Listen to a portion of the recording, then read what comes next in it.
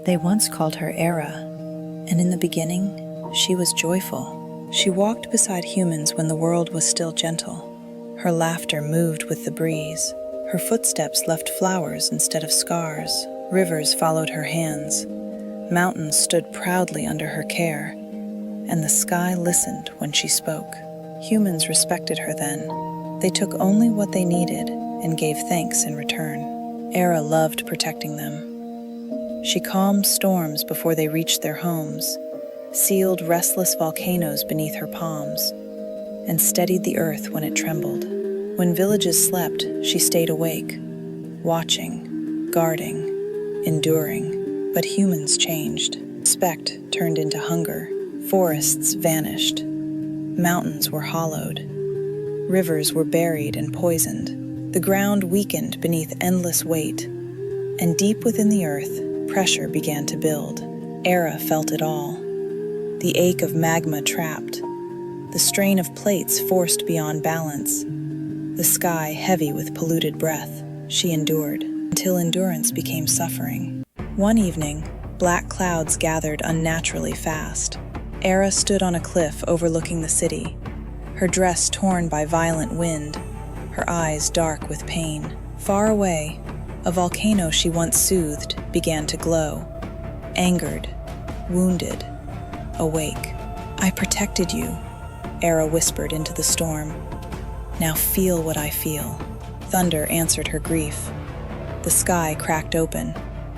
Rain fell like punishment, driven sideways by screaming winds. Lightning tore the clouds apart as the volcano erupted, fire and ash rising into the storm-filled sky.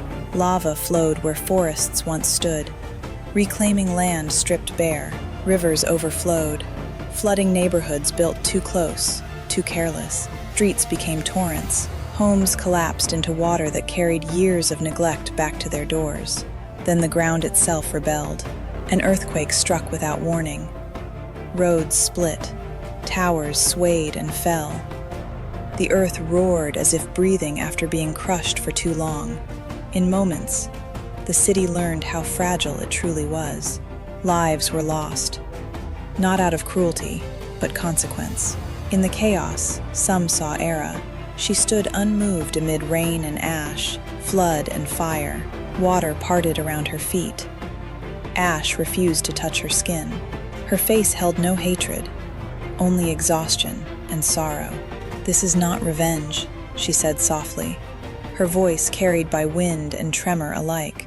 "This is balance returning." When she raised her hand, the storm weakened. When she turned away, the earth slowly stilled. The volcano slept again, scarred but quiet. Afterward, silence covered the ruins. The survivors remembered.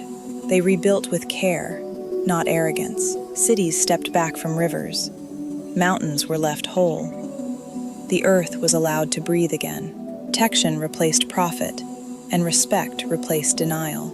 Children were taught Era's story, not as a warning of wrath, but as a lesson of love once broken and slowly repaired.